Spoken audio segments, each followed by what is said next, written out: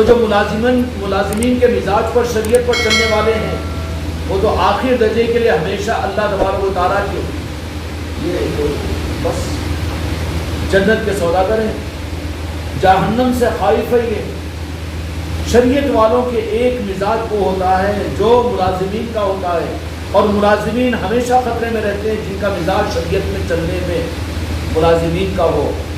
ان کی پہچان کیا ہوگی؟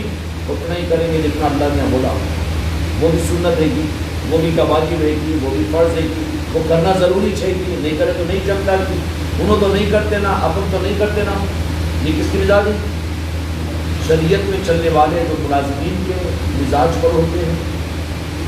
اب ایسے ملازمین شریعت ہمیشہ خطرے میں، جیسے وہ ملازم خطرے میں رہتا ہے کہ خود بھی اگر اپنے مالک سے ناراض ہو جائے تو فوراً رخ پلٹا لے گا، ندی فوراً رخ پلٹا لے گا، کیا کرے فوراً۔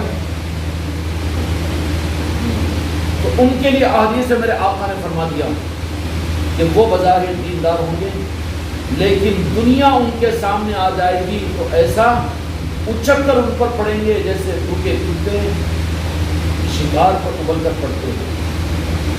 دنیا اگر سامنے آ گئی، یار وہ تو ادھار ہے جی، اب نمازی ہو کر رشوت لے رہا ہے، حرام راستوں کو اختیار کر رہا ہے، تو یہ وہ لوگ ہیں جو تجارت کی لائن میں ہیں لیکن اللہ نے اپنے سن کے رخ کو موڑ دیا اور دنیا کی محبت ان کے دلوں میں ڈال دیا۔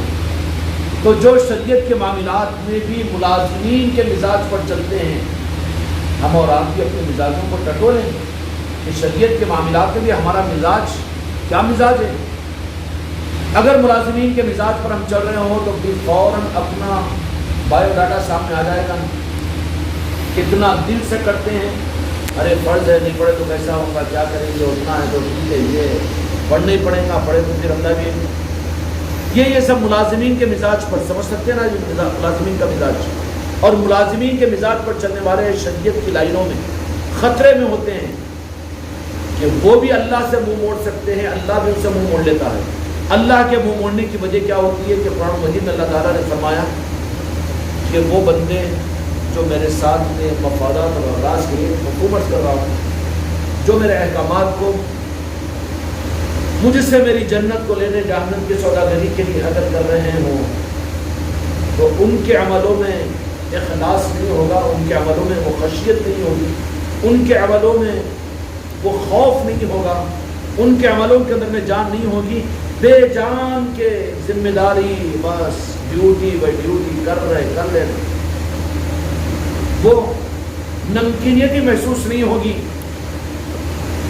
کیا محسوس نہیں ہوگی؟ نمکینیت کو لگاؤ اندر کے قلب کا۔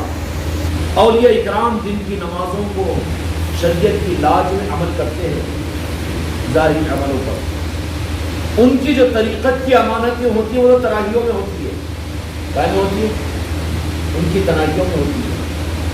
اب تنہائیوں کے اختیار کرنے کے لیے جنگلوں میں نکل جاتے ہیں، تنہائیوں کے اختیار کرنے کے لیے خانقاہوں میں رہ جاتے ہیں، تنہائیوں کے اختیار کرنے میں رات کے اندھیرے کو دیکھتے رہتے ہیں، انتظار کرتے رہتے ہیں۔ اس وقت میں ان کی طریقت کی منزلیں طے ہوتی ہے۔ اب دن میں چونکہ شریعت کی لاج رکھنا ہے، اس لیے اس کا مطلب یہ بھی نہیں کہ جو اہل طریقت ہے وہ مسجدوں سے دور، اہل طریقت ہے وہ شریعت سے دور، روزوں سے دور، نمازوں سے دور، یہ بھی نہیں ہوتا۔ جو کچھ ہوتا ہے وہ شریعت کی لاج کے لیے،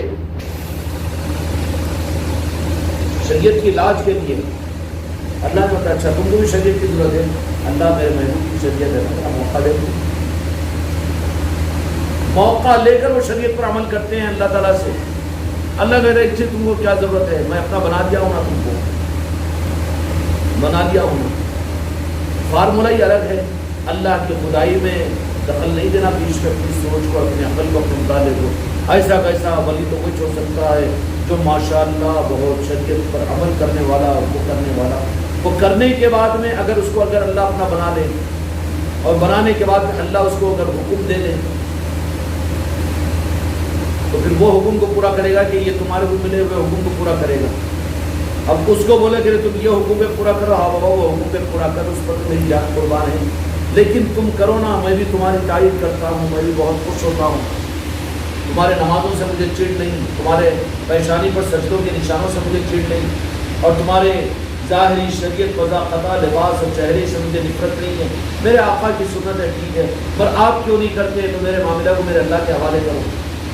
وہ کہے گا نہیں نہیں نہیں نہیں، وہ ضروری نہیں ہے نا کہ داڑھی میں چاہے اسلام رہ گیا، اور وہ کیا لباس وہ پہنے تو مسلمان دکھتے کیا، وہ چاہیے یہ چاہیے، یہ ایسی حجت ہی نہیں کرتا ہوں، کبھی نہیں ہے انہیں تو وہاں پر بولے کہا کہ آپ بالکل دو جہاں کے مالک کے آقا کی یہ سنت ہے، تو سنت کی لاج کو رکھے گا۔ وہ ناقدری کر رہا تو سمجھ لینا کہ نہیں، اپنے نفس کے قاتل اس نے سنتوں کا انکار کیا ہے، شریعت کا انکار کیا ہے۔ اچھا یہ تو کاملین کی پہچان ہے۔ اب وہ کاملین کی، ہم تو ہے نہیں کامل، تو جو شریعت کے معاملات میں بھی ملازمت کے مزاج کے ساتھ میں جتنا کرنا ہے طے کرنا، اس سے زیادہ کا معاملہ نہیں، وقت پر ہی کرنا، وقت سے ذرا کبھی اس میں کٹوتی کرنا، اور اسی وقت کے اندر میں کچھ تو بھی اور کر لے سکتے ہیں لیکن وقت نکال کے اور نہیں کرنا۔ ان معاملات میں جو چلنے والے ہیں، شریعت کے نظاموں میں بھی ان کی مثال ملازمین کی ہے، اور شریعت کے نظاموں میں جو ملازمت کے مزاج پر چلتے ہیں، اللہ تبارک و تعالیٰ ان کو ان کے عملوں کو قابل جزا بنانے کے لیے اس پر پھر نظر رکھتا ہے، ان کے رکوع سجدوں پر بھی، ان کے اٹھنے بیٹھنے پر بھی، ان کے بولنے جاگنے پر بھی، ان کے دل کے ارادوں اور دماغوں کی سوچ پر بھی، کیونکہ جو ملازمت کے مزاج سے چلا تو سیٹ تو اس کے اوپر بہت نظر رکھے گا۔ اب جو شریعت والے بھی اللہ تبارک و تعالیٰ کے ساتھ میں ملازمت کے مزاج پر چلتے ہیں، وہ لوگ اللہ کی نظروں میں رہتے ہیں، ان کے عملوں کے قبول ہونے کے لیے خدا پاک شرائط لگا دیتا ہے کہ نماز پڑھ رہے ہیں خوش و خضوع ہے کہ نہیں ہے، نماز پڑھ رہے ہیں ادائیگی صحیح ہے کہ نہیں ہے، نماز پڑھ رہے ہیں وہ ساری چیزوں کو اللہ تبارک و تعالیٰ کرتے ہیں۔ اسی لیے حضرت عمر فاروق رضی اللہ تعالیٰ عنہ فرمایا کرتے تھے کہ محاسبہ کر لو، حساب لے لیا کرو حساب کے دینے سے پہلے۔ اور دو جہاں کے مالک میرے آقا نے کیا فرمایا، اللہم حاسبنا حسابا یسیرا،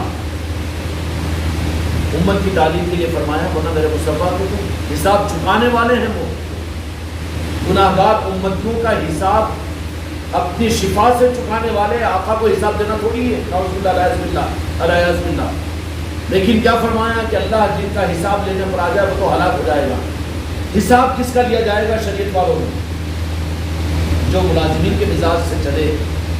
ملازمین کی سب سے بڑی پہچان یہ کہ ان کی نظر اپنی خدمت پر نہیں رہتی بلکہ اپنی تنخواہ پر رہتی ہے، اور ملازم بن کر چلتے ہیں، ان کی پہچان ان کی عادات و اطوار بتا دیتے ہیں کہ یہ ملازم ہیں۔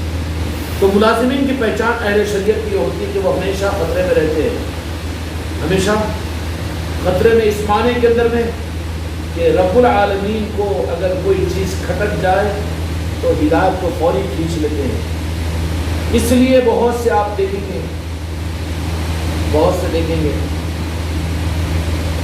کہ رمضان کے اندر میں مسجدیں نہیں چھوٹی تھی اور قرآن پاک ہاتھ سے جدا ہوتا ہوا نظر نہیں آتا تھا، تہجدیں کبھی قضا نہیں ہوتی، لیکن اس کے بعد کیا ہوا؟ یہ ملازمت کے مزاج پر چلے تو خدا نے ہدایت کو توفیق کو سد کر لیا۔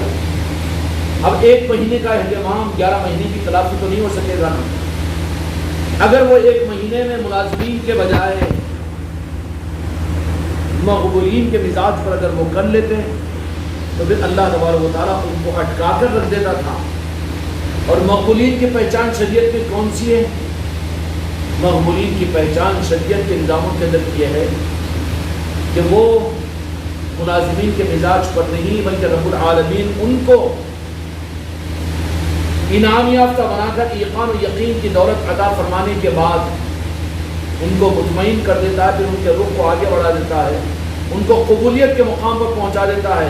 پھر ان کے عبادتوں کا رخ جنت و جہنم کے لیے نہیں ہوتا، ان کے عبادتوں کا رخ ملازمت کے مزاج پر نہیں ہوتا، بلکہ مالکانہ انداز کے اندر میں عاشقانہ رنگ میں آ جاتا ہے شریعت والوں میں۔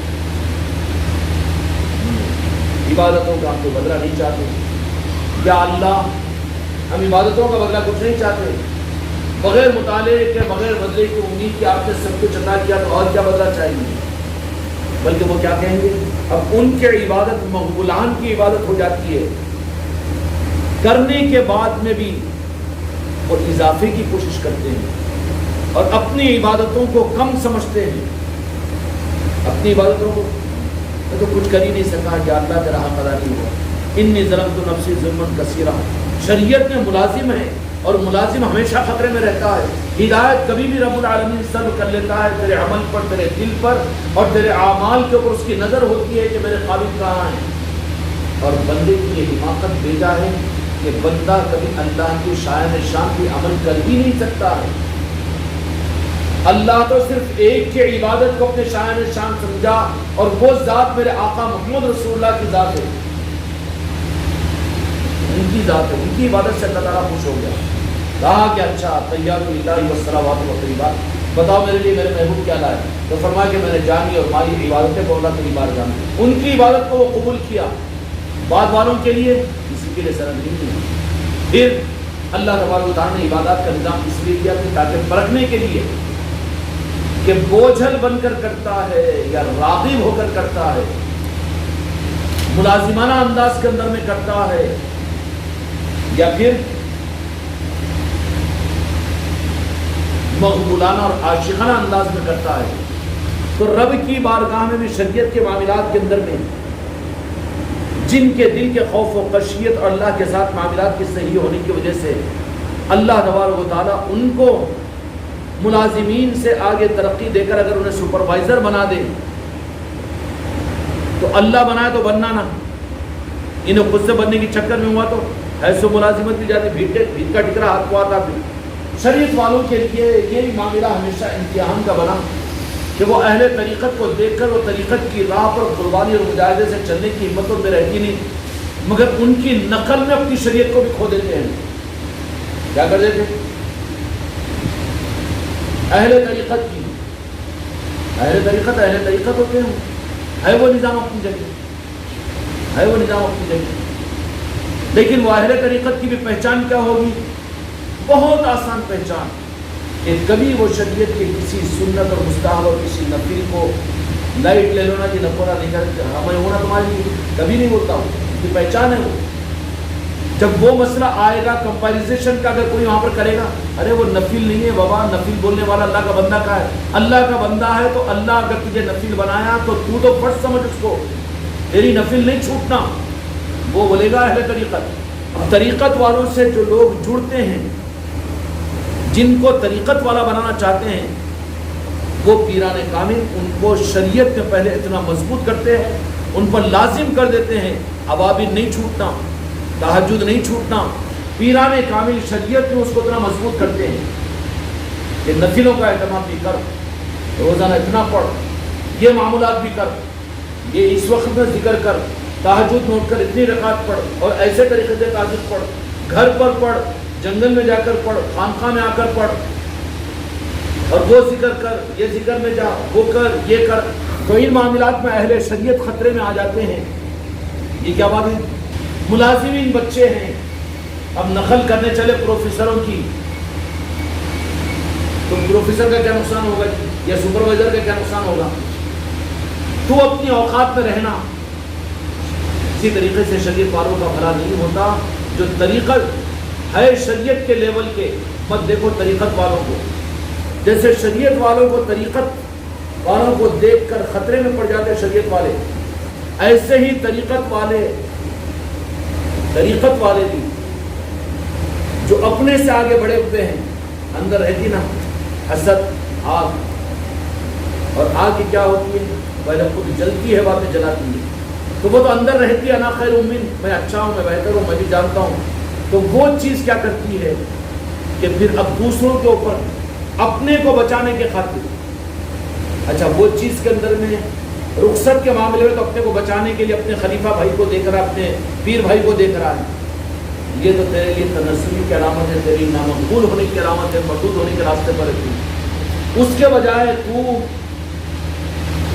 اپنے سپروائزر اور اپنے سے آگے جن کو سمجھ رہا ہے ان کے وہ کیفیات کو دیکھنا کہ ان کا قلب معصوم کیسا ہے، ان کی کیفیت کیسی ہے، ان کے شب و روز کیسے ہیں، اور ان کی قبولیت کی وجہ کیا ہے، یہ محسوس کرنا، یہ معلوم کرنا. یہ تو فائدہ مند ہوگا نا جی. ایک مرتبہ جہاں کے مالک میرے آقا محمد رسول اللہ صلی اللہ علیہ وسلم نے ساری بات فرمائی جن کو جنتی دیکھنا ہو دیکھو جو آ رہے وہ جنت ہنٹس کیا. دوسرے دن تیسرے دن صحابہ اٹھے اور کہا کہ آپ یہ تو زیادہ اپنے لیول میں لیول کے اپنے سے بھی سادے دکھتے نہ انہوں. صحابہ تو ایمان ہے ان پر ہمارا, وہ صحابہ تھے وہ سوچ ہی نہیں سکتے تھے, مگر کیا تحقیق کرے. اس لیے جن مریدین کو اپنے سے بہتر سمجھتے نا مرید ان کی ٹوہ میں مت لگو, بلکہ ان کو وہ چیزوں کو معلوم کرنے کی کوشش کرو کہ کس وجہ سے میں اپنے سے ان کو اچھا پا رہا ہوں. اور یہ طریقت کا خاصہ غوث و خواجہ کی نظروں اور نسبتوں کا صدقہ کیا ہوتا ہے کہ یہاں پر تم اپنے پیر بھائی کو اگر اپنے سے اچھا سمجھ رہے ہو, اللہ نے تو تم کو ترقی کے راستے پر ڈالا کہ تم اس کو اپنے سے آگے سمجھ رہے ہو. اب اس نعمت کی شکر گزاری یہ تھی کہ وہ مجھ سے اچھا میں جس کو سمجھا ہوں اس کی حقیقت کیا ہے, اور وہ لوگ جو قرآن و حدیث سے ثابت ہے اور غوث و خواجہ سے فضل الفاق سے ثابت ہے اس کو اختیار کرو. 3 دن رہے, فجر کی نماز میں مسجد میں نبی کو آ جاتے اور چلے جاتے, اس کا اپنا کام کاج کرتے, جا کے لکڑی گڑی کاٹ کے لاتے وہ کرتے. 2-3 دن رہے سن رہے تو سمجھ میں نہیں آیا. میں تو یہ سمجھا کہ کچھ تو خاص عمل ہے ان کا, خاص عمل ہے. خاص عمل میرے بچے اللہ کا بندہ بن, شیطان کا بندہ مت بن. خاص جو چیز رہتی ہے نا تو خود بھی تو اس کو چھپاتا ہے, بتاتا نہیں ہے. گھر میں اگر ہیرا ہے تو باہر گیہوں کھان نکال کے رکھتا ہے, خاص چیز ہے. بیگم ہے دوستوں کے سامنے لا رہی, خاص چیز کا خاصہ یہ ہے کہ وہ ہمیشہ چھپانے کی کوشش کرے گا. اہل حق کے لیے اصل دل ہے, اور دل کہہ دیا تو وہ صاحب گئے 3 دن تک رہے. یہ دیکھیں تو خاص عمل تو ہے نہیں.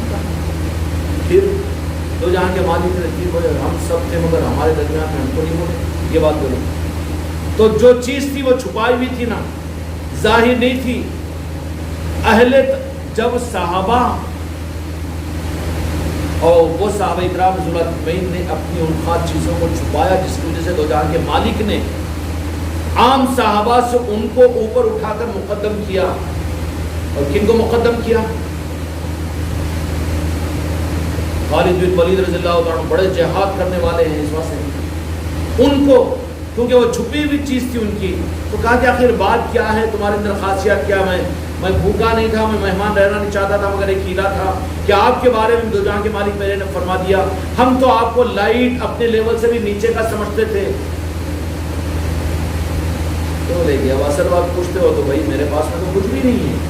دونوں بولے گا اسی بات تو دو جہاں کے مالک کی مرضی ہے, نہیں کچھ تو ہے, آخر کوئی تو بات ہے. بہت کوئی بات تو نہیں ہے, مگر صرف ایک بات ضرور ہے کہ میں جب اپنے بستر پر پہنچتا ہوں سوتا ہوں تو سونے سے پہلے میں سارے مسلمانوں سے اپنے دل کو پاک کو صاف کر دیتا ہوں. کیا کر لیتا ہوں؟ اچھی چیز ملی کہ نہیں ملی؟ اب لائٹ لے لو, بولا میں ملی نہیں, کیے دل میں آتا ہے وہ انسٹرکشن, تو پہلے بات جو دل پر آتی ہے وہ حق ہوتی ہے ہمیشہ. اب اس کے اوپر پھر اب ان سے تو چھپا رہے تھے وہ کچھ بھی نہیں, کیا بھی نہیں, حال اٹھا لیتے وہ. لیکن جب تحقیق کریں تو جو قیمتی چیز ہوتی ہے وہ بتاتے نہیں ہیں, بلکہ پہلے وہ دیکھتے ہیں کہ اہل ہے کہ نہیں ہے. نہیں تو اس کو تو چھپانے کی کوشش کرتے ہیں, نہیں میرے پاس وہ تھی مگر چلے گی, یا پھر نہیں ہے وہ ان کو دے دیا, میں بتا دے کیا چیز نکال کے, نہیں بتاتے نا, چھپاتے اس کو.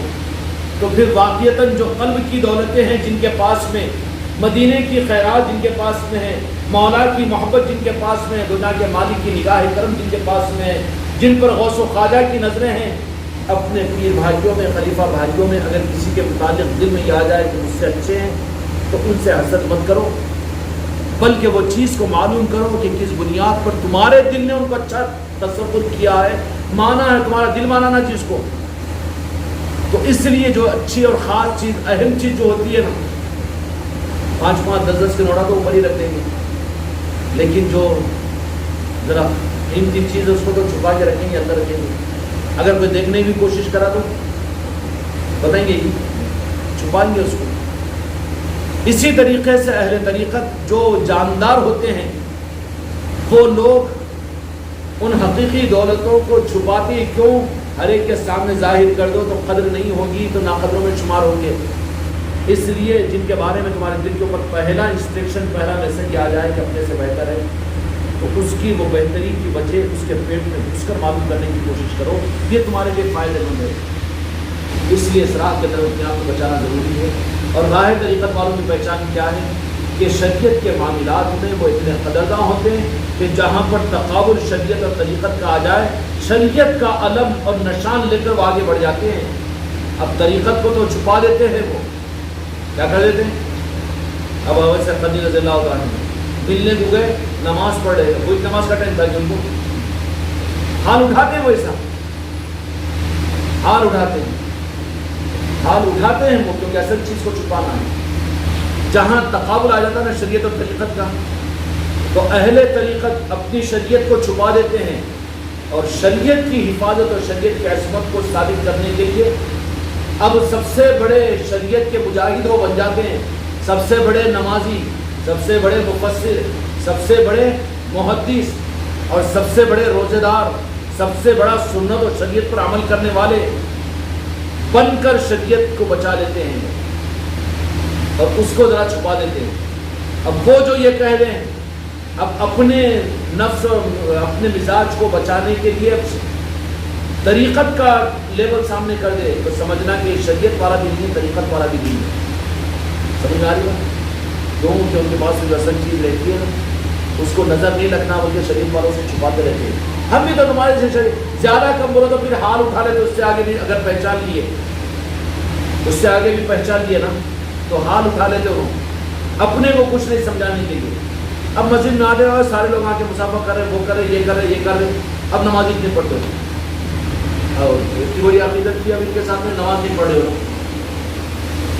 اب وہ سب بھیڑ چڑھ جاتی ہے اور انہوں بے فکر ہو جاتے ہیں، انہوں بے فکر ہو جاتے ہیں۔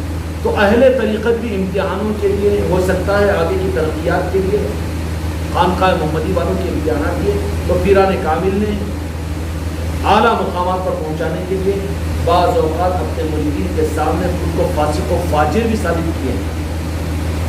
کیا کیے؟ ایک بزرگ بڑے عقیدتوں کے اندر اطلاع دیتے، ہمارے حضرت آ رہے، ہمارے حضرت آ رہے، رمضان کا مہینہ ہے، پورے عقیدتوں میں پورا گاؤں جمع ہو گیا۔ اب آپ کو کی عقیدت میں میرے گاؤں کیوں جمع، میرے کیا لگا وہی سمجھ رہی تھی۔ اچھا اللہ نے روزہ تیرا کرا، میرے کو رخصت دے دے، باقی 10 روزے رکھ لیتا ہوں۔ اللہ بولے موت لا، اب پورے مجمع کے سامنے موت چھین کے کھا لے رہے موت۔ یہ ان لوگوں کو بھگانے کے لیے کر سکا بھی امتحان لیتے ہیں لینے والے۔ رمضان میں اتنے بڑے حضرت موت چھین کے کھا رہے ہیں۔ اب ان کا معاملہ کیا ہوا اس کے ساتھ؟ یا اللہ یہاں 10 روزے نہیں، 10 سال کے روزے رکھ لیتا ہوں، رہتے روزہ نہ جیتو۔ اب یہ روزے کیا ہے؟ سحر و افطار کے ہے، شریعت والوں کے لیے فرض ہے وہ روزے، طریقت والے لوگ دائم الصوم قیام اللیل قائم اللیل ہوتے ہیں وہ لوگ۔ تب وہاں پر زیادہ ایسی بھیڑوں کو چھانٹنے کے واسطے اس طرح کا امتحان بھی پیران کامل نے کیا ہے۔ اب پورے تو چھٹ گئے، اور ساتھ میں جتنا ایکسپورٹ کیا ہے نا، جے جے نعرے تکبیر بولنے والے، انہوں ہماری تو ناک کاٹ دیے، بولے ہماری بولے تم کو بھی تو بھگانا تھا نا۔ اب انہوں بھاگ گئے، اب 2-4 بیٹے ممی کے کیڑے جن کو بولتے تھے نا، انہوں پکڑ کے رہنے والے، تم لوگ کیوں بچے رہے، اتنا بڑا کام کرانا میں رمضان میں، تو تمہارے کام سے ہم کو مطلب کیا ہے؟ ہم کو تو تمہارے قدم سے مطلب ہے۔ ہاں یہ تو چاہ رہا تھا میں، بولے سب کو بھگانے کا سے وہ کام کرا، بولے سب کو یہ بھی ہو سکتا ہے۔ اس لیے ذرا اپنے لیول سے بڑا اگر کسی کو سمجھو تو ان کے ظاہری مشاہبت اور ظاہری معاملات کے اندر ان کی نقل کرنے کی مت کرو۔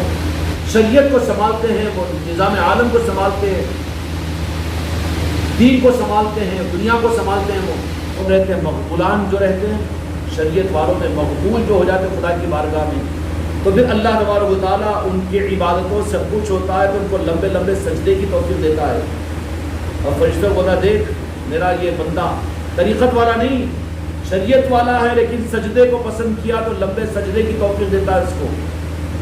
اللہ عبادتوں کی توفیق دیتا ہے جن کی عبادتوں سے خوش ہوتا ہے، اور جن کی عبادتیں خدا کو ناراض کرتی ہیں ان کو عبادتوں کی توفیق چھین لیتا ہے۔ لمبا رکوع کر رہا ہے، اس کا رکوع کو میں پسند کرتا ہوں ذرا، اور خوب رو رہا ہے اللہ کے سامنے، تیرا رونا پسند ہے، فرشتوں کو بولتا ہے دیکھ میرا بندہ رو رہا ہے۔ شریعت والے پیرانے کامل جو ہوتے ہیں شریعت میں ان کو مقبول بناتے ہیں۔ جب شریعت میں مقبول بنتے ہیں قبولیت کا مقام مل جاتا ہے۔ اس لیے سلطان الہند غریب نواز نے نمازیں چھڑا دی اپنے مریدوں خلیفہ سے، جو قابل بنا اس کو تو بٹھا دیا رہے اپنی جگہ۔ یہ بھی ہوتا ہے وہ کیوں کہ ان کے معیار کے اعتبار سے پیر کامل کو چلاتا، سب کو ایک لکڑی سے نہیں چلاتا۔ جہاں حق کے نظام ہوتے ہیں وہاں پر ان کے نظام سے ان کو ہر ایک کو چلایا جاتا ہے۔ اب سب کو ایک لکڑی سے چلانے والا وہ تو مدرسے والے ہیں نا جی، وہ جماعت والے سب کو چلو چلو چلو چلو بول کے لے کے جانے، لیکن راہ طریقت کے اندر میں کون کتنا بنا اس کو اس کے حساب سے، اس کو وہ فیڈ، اس کو یہ فیڈ، اس کو یہ غذا، اس کو وہ غذا، الگ الگ غذا دے کر ان کی نشو و نما کرتا ہے وہ۔ تو سلطان الہند غریب نواز نے بھی اعمال اور عبادت کا نمونہ ہم کو یہ دیا ہے کہ 20 رکعت تراویح پہ جن کو اٹک رہا ہے۔ سلطان الہند تو ایک قرآن پاک پڑھا کرتے تھے راتوں کے اندر بھی، وہ نمونہ ہمارے لیے نہیں ہے۔ تو عبادت کے راستوں پر ملازمت سے ہٹا کر قبولیت کے راستے پر پہنچاتے ہیں پیرانے کامل۔ قبولیت کے راستے پر تو یہ کہ اور جی چاہے گا اور پڑھوں گا میں اور کروں گا، چلو یہاں پر مسجد میں نہیں پڑھا تو جاتے گھر کے اندر میں، ہاں بس تنائیوں میں، خانقاہوں کے اندر میں۔ کیا اولیاء اکرام اور اہل طریقت علم دین سے کھولے تھے؟ شریعت والوں کو وقت کے اوپر شرمندہ کیے انہوں نے۔